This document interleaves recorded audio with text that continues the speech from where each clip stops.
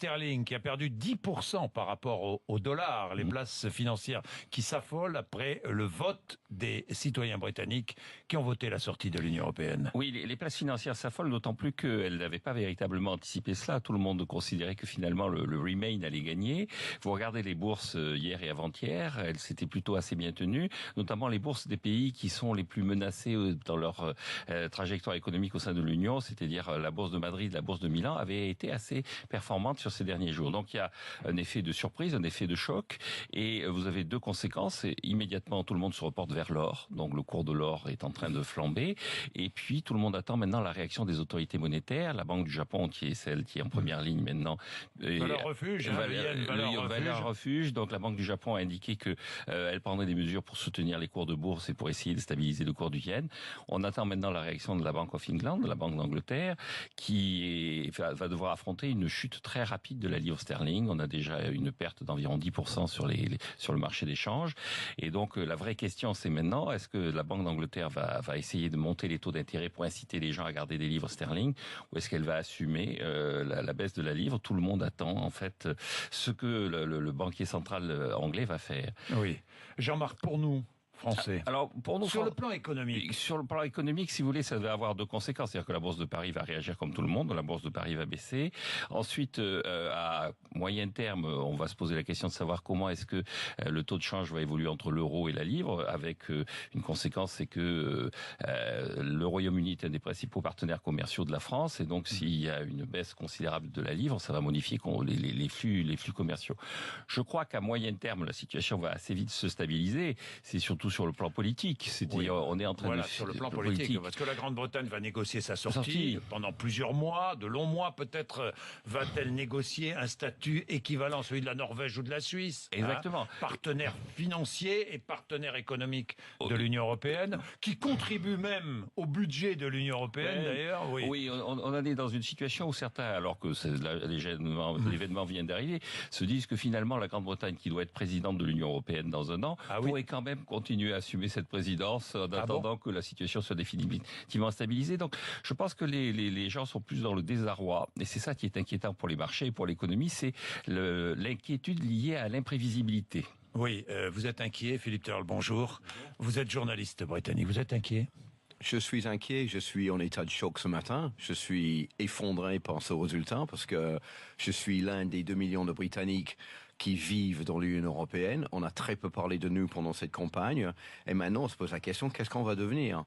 Qu'est-ce qui nous attend cet avenir? Est-ce qu'on va être obligé de redemander une carte de séjour en France? Qu'est-ce qui deviendrait toutes les retraités qui vivent en Espagne, les Britanniques, les gens qui ont acheté leur maison en Dordogne en France, qui n'ont plus besoin de ces passeports, de ces cartes de séjour pour s'installer librement en Europe? Tout cela, ces questions restent sans réponse pour le moment. Donc, inquiétude, et puis je suis inquiet pour mon pays. Je me demande qu'est-ce qui va devenir la Grande-Bretagne sans l'Union européenne. Je vois beaucoup de mensonges qui ont été racontés par rapport à l'Union européenne. Étant résident en France depuis des années, j'ai pas pu voter dans ce référendum parce que je vis en France depuis plus de 15 ans. Donc je suis directement affecté par un résultat sur lequel j'ai eu aucun contrôle. Oui, aucun contrôle, c'est vrai. Et puis, vous avez raison sur le plan politique, parce que voit-on? On voit l'Écosse, qui va demander évidemment un nouveau référendum sur son indépendance. On voit l'Irlande, qui demande déjà, enfin certains en Irlande, le Sinn Féin par exemple, qui demande déjà un référendum sur la réunification de l'Irlande. Les Irlandais qui sont favorables. Les Irlandais du Nord sont favorables à l'Union européenne, et les Irlandais du Sud encore plus. Alors nous sommes dans une situation ubuesque maintenant, où on a l'Écosse qui est majoritairement favorable à l'Union européenne, qui va probablement redemander un nouveau référendum pour demander leur indépendance par rapport au reste de la Grande-Bretagne, donc fini la Grande-Bretagne avec l'Écosse qui s'en va. Et ce qui sera probablement le cas. Deuxième chose, l'Irlande du Nord, vous avez raison d'évoquer cette question, parce que en ce moment, l'Irlande du Nord et la République irlandaise font tous les deux partie de l'Union européenne. À partir d'aujourd'hui, la Grande-Bretagne s'en va.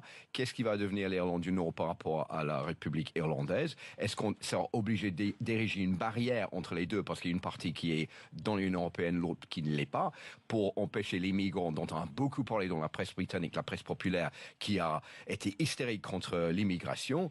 Et évidemment, il y a une nouvelle frontière qui est née avec le départ de la Grande-Bretagne, avec Sangatte, donc près de Calais, et maintenant avec la frontière entre les deux Irlandes. À propos d'immigration, vous avez vu, Emmanuel Macron, les déclarations qui ont été contredites très vite par le ministre de l'Intérieur, mais Emmanuel Macron a dit, bon, si les Anglais quittent l'Union européenne, nous n'empêcherons plus les migrants d'aller en Grande-Bretagne. Alors il y a un accord qui permet aux policiers britanniques de s'installer sur la côte nord de la France pour pouvoir contrôler l'immigration. Bon, est-ce que cet accord durera toujours? Ça, c'est la question que tout le monde se pose. Pour le moment, pas de réponse. Oui. J'imagine que oui.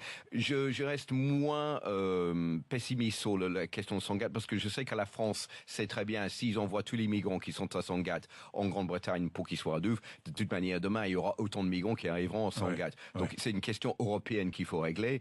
Mais c'est vrai que ça ne facilite pas le règlement de cette question. Oui, Philippe Turle, autre chose, c'est moins important pour nous, ce sont les conséquences politiques en Angleterre, cette fois, en Grande-Bretagne. Cameron, 52,4 pour la sortie. Je vois le dernier score. C'est beaucoup pour Cameron, non? C'est un désaveu pour David Cameron qui maintenant va se trouver dans la même situation de ses premiers ministres britanniques désavoués comme Neville Chamberlain au début de la Deuxième Guerre mondiale, qui est revenu avec ce fameux papier en disant c'est la paix dans notre ère et finalement il y a eu la guerre. Cameron qui disait nous allons rester membres de l'Union européenne, ça a été rejeté. Ça ouvre une période maintenant d'incertitude en Grande-Bretagne. Est-ce que Cameron restera Premier ministre jusqu'à la fin de son mandat en 2020? Ça va être extrêmement difficile pour lui de rester. Il a dit qu'il resterait. Que deviendra Boris Johnson, lui qui était le fer de lance de la campagne Brexit, qui fait partie du même parti de David Cameron, les